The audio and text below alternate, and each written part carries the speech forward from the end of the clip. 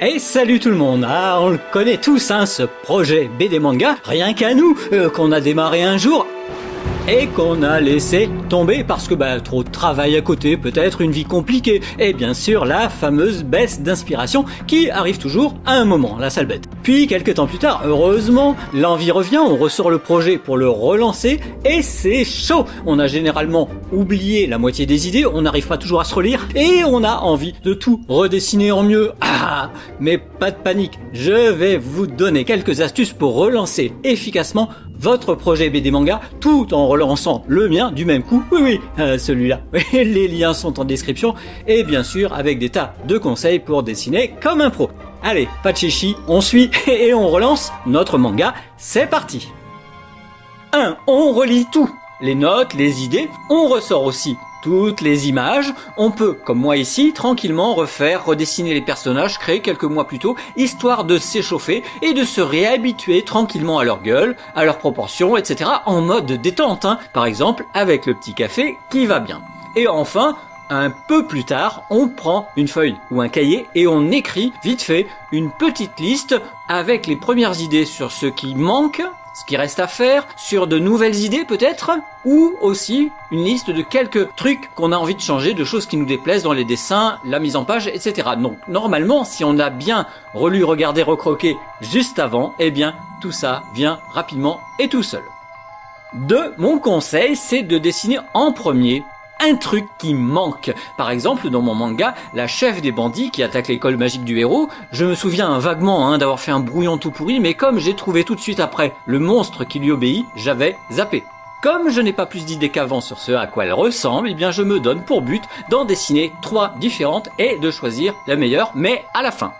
Je sais que c'est une fille, donc tête de fille, je sais que le héros perd ses pouvoirs face à une jolie femme, donc une jolie bouche de femme, voilà, rien de fou mais c'est un bon départ. J'ai pas envie de dessiner les yeux, eh oui, donc je mets un bandeau. Dans mon idée, c'est pas une fille avec des yeux maquillés et de beaux cheveux, c'est une méchante, une tueuse en fait. Donc, allez, crâne rasé, bandeau et épaules larges, ça fait tueuse selon moi.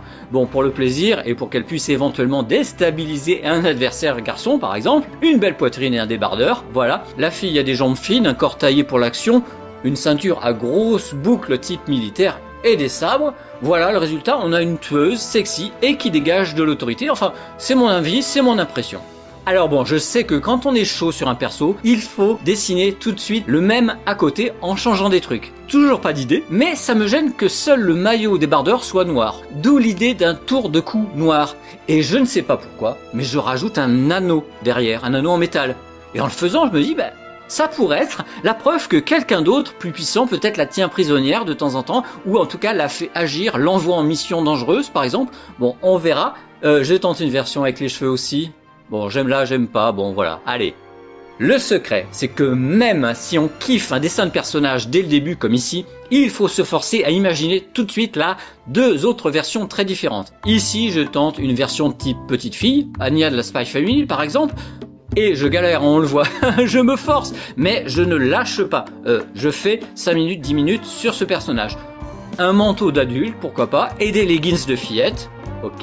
Et la tête, alors j'ai toujours pas d'idée, alors carrément, je cache avec un bol. Alors voilà, c'est pour vous montrer que même une idée chelou, limite nulle, mais même carrément nulle comme idée, et bien malgré tout, cette idée nulle, visuellement, ça peut créer quand même un personnage digne d'exister dans une BD ou un manga. Donc ça peut servir au pire éventuellement dans une prochaine BD plus tard dans quelques temps. Pour la 3e version, je retourne à un corps basique de jolie femme, je me prends pas la tête, regard bien droit et hanches basculées. Pour l'habillage, toujours pas d'idée, c'est fou. Je tente des trucs comme ça les uns après les autres, j'efface, je rajoute, j'hésite, et quand j'ai l'impression, mais c'est très subjectif, qu'un truc est bien, comme par exemple cette fourrure, eh bien je la refais au stylo noir. Bien sûr, pour rajouter un côté tueuse qui manque un petit peu, un côté guerrier, je rajoute des ceintures partout. Idée chelou, mais je le sais maintenant, idée chelou égale idée qui peut fonctionner visuellement. Et ça, c'est vraiment le principal. Comme je viens de le faire et que je suis pas sûr de mon coup, je tente une version entière de ça avec les ceintures à côté. Bon, c'est pas mal, franchement, je sais pas ce que vous en pensez, je rajoute des pans de jupe avec des grandes ouvertures pour qu'elles puissent bouger, des jolies cuisses nues et des grandes bottes à talons épais. D'ailleurs une petite cape sombre qui, en étant sombre, mettra bien en valeur les jambes, etc.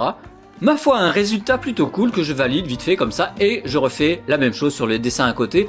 Alors pour l'œil sur la poitrine, que j'ai imaginé là encore en me demandant si c'est nul, c'est pas grave. Ce que je me dis c'est que si je ferme les yeux du personnage, avec cet œil ouvert sur la poitrine, ça peut passer. On peut même imaginer que les yeux de la tête sur la tête ne s'ouvrent jamais. Bon, on verra plus tard. Alors, une fois que j'ai mes 3 versions comme ceci, le truc c'est que il ne faut jamais choisir tout de suite le truc qu'on gardera, même si on a un petit chouchou. Moi c'est le premier. Moi je laisse toujours passer du temps, genre un jour ou plus. Par exemple, je fais d'autres trucs sur mon manga, il y a toujours des trucs à faire, hein, et plus tard quand j'ai besoin, je reviens. Et comme j'ai un petit peu oublié ces 3 versions de Tueuse, j'ai un petit peu oublié pourquoi la première était mon chouchou par exemple, eh bien je saurai beaucoup mieux quelle est la meilleure version pour mon manga. On peut aussi demander son avis à un copain, et vous d'ailleurs, quel est votre avis? Quelle est selon vous la meilleure chef de bandit? Dites-moi en commentaire, j'ai hâte de le découvrir. Concernant le storyboard, c'est parfois compliqué de se replonger dans un storyboard pas parfait ou à moitié fini comme le mien, même en relisant les quelques pages que j'avais esquissées, même en revoyant les vidéos que j'avais faites sur le projet, même en étudiant le plan sur 14 pages avec les actions du début, de milieu et de fin d'histoire, etc. Alors bon, mon conseil, c'est souvent plus facile, plus rapide même de tout recréer que d'essayer de vous souvenir de tout et de corriger des vieux trucs, des vieilles cases de manga que vous avez déjà faites plus ou moins bien. Normalement, là, vous êtes frais, reposé et en même temps plein d'énergie, donc mettez absolument cette énergie dans un storyboard nouveau. Moi, là, par exemple, j'ai pas besoin de tout refaire, il y a plein de doubles pages que je n'ai pas eu le temps de faire au début, donc il y a plein de pages de storyboard sur lesquelles je vais pouvoir créer des trucs nouveaux. Je vous l'ai dit, c'est important, on a l'énergie pour ça quand on relance un projet. Bon, moi, je note d'abord les idées simples dont je me souviens, il en faut quand même. Les 2 copains sont convoqués dans le bureau du directeur, c'est l'occasion de raconter d'où vient le héros, quel est son pouvoir magique et aussi son point faible. Comme le héros ne dit rien, eh bien le directeur lui interdit d'utiliser son pouvoir et à la fin, il y a du bruit à l'extérieur, on attaque l'école. Comme j'avais pas de vieux dessins pour cette scène pour encombrer mon esprit, eh bien j'imagine assez facilement, je l'ai dit, des images pour illustrer mon truc. Par exemple, le pouvoir de Shizu, c'est d'annuler le pouvoir magique des autres. Pourquoi pas, alors que il y a longtemps, des voyous le harcelaient, ils n'auraient pas annulé par hasard, sans le vouloir, les pouvoirs d'un dragon qui passait par là et qui du coup, en tombant, aura écrasé ses harceleurs.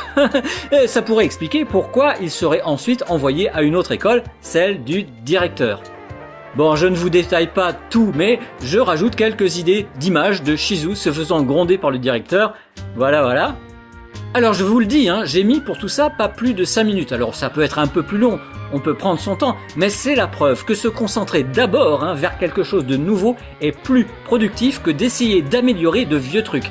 Ça peut être fait ensuite.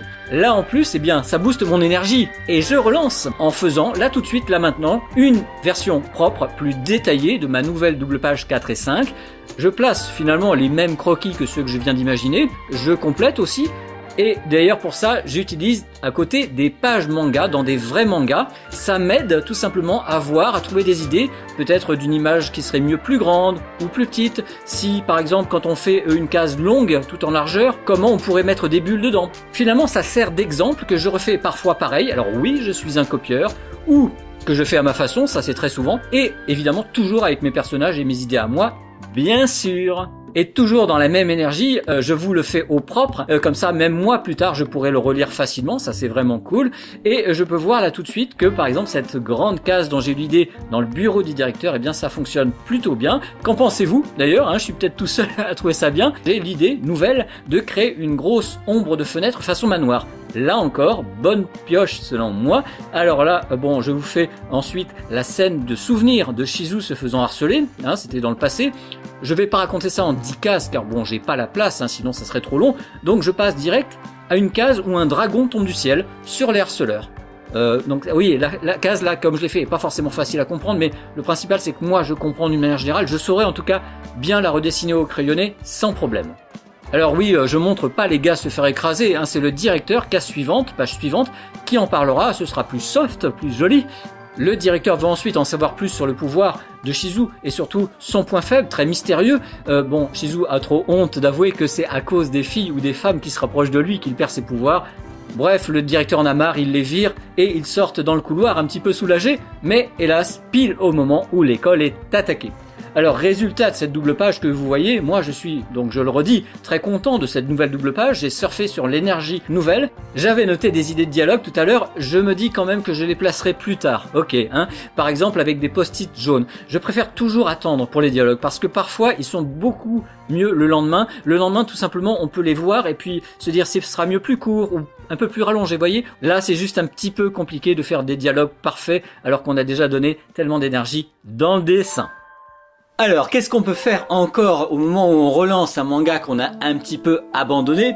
Là, c'est clair, on a fait pas mal de trucs, beaucoup d'inspiration, au final, beaucoup de résultats sympathiques. Donc ça, je suis très content, ma petite méthode que je vous expliquais marche très bien. Il me reste un tout petit peu d'énergie et il y a encore évidemment énormément de trucs à faire. Donc ce que je pourrais faire, ça sera toujours du bonus. Là, je vais reprendre la vue en perspective de la salle de classe. C'est en fait la grande case d'introduction, une grande image vue du dessus, au-dessus des tables. Et je vais voir un petit peu si à la table lumineuse, je peux pas décalquer pour créer les personnages assis sur les chaises avec les tables. C'est pas si évident que ça, hein, il faut essayer, c'est pour ça que je fais ça sur une autre feuille. Je peux me tromper, je fais de mon mieux. Là par exemple je dois dessiner une chaise tournée, c'est un petit peu compliqué, je vous expliquerai ça j'espère à l'occasion plus tard. Et c'est clair que je galère pour créer la posture du garçon à côté de Shizu, qui le nargue un petit peu, qui est un peu le bad boy. Je travaille beaucoup avec le bassin en premier, vous avez vu, puisque le bassin c'est le truc qui est posé sur la chaise. Le reste du corps peut bouger dans tous les sens, mais en gros les fesses sont toujours posées sur la chaise. Et au final je trouve un truc qui est pas trop mal, on va rester là-dessus pour l'instant. Ça me semble plutôt pas mal, au final, donc je vais sur une deuxième feuille, tranquillement, décalquer mon brouillon de ce personnage assis pour en faire un dessin un peu plus propre. Je repasse de temps en temps sur le dessin de Shizu à côté parce que voilà, c'est une posture compliquée vue du dessus, hein. Il y a des déformations, on voit pas tout clairement, il faut être un peu précis. Voilà, je me bagarre évidemment pour des trucs comme comment est posé le bras sur le dossier, etc. Est-ce que la jambe s'avance un petit peu? Bon bref, tout ça c'est des petits essais, des petites tentatives. Parfois je gomme, je refais tout, c'est pas grave. Et puis à la fin, j'obtiens quelque chose d'à peu près réussi. Si ça se trouve dans 2 jours, je trouverai ça nul et je corrigerai. Mais c'est pas grave, ça fait partie du plaisir. Donc voilà les amis, voilà comment j'ai repris mon manga. Alors c'est tout doucement, hein, c'est en gros une journée de travail pour me remettre dans le bain. Mais vous voyez, entre les nouvelles choses que j'ai fait dès le début et les anciennes choses que j'ai un petit peu repris sur la fin, eh bien je me retrouve motivé, gonflé à bloc. Et ça fait plaisir parce que évidemment quand on crée un manga au début, on a plein d'idées mais on n'a pas toutes les idées, ça se fait en plusieurs étapes. J'espère que cette vidéo vous a plu, que ça vous a appris des trucs et que ça vous a encouragé vous aussi à vous relancer peut-être dans un manga que vous avez un petit peu abandonné comme moi. On se retrouve très vite pour une nouvelle vidéo. Portez-vous bien. Ciao!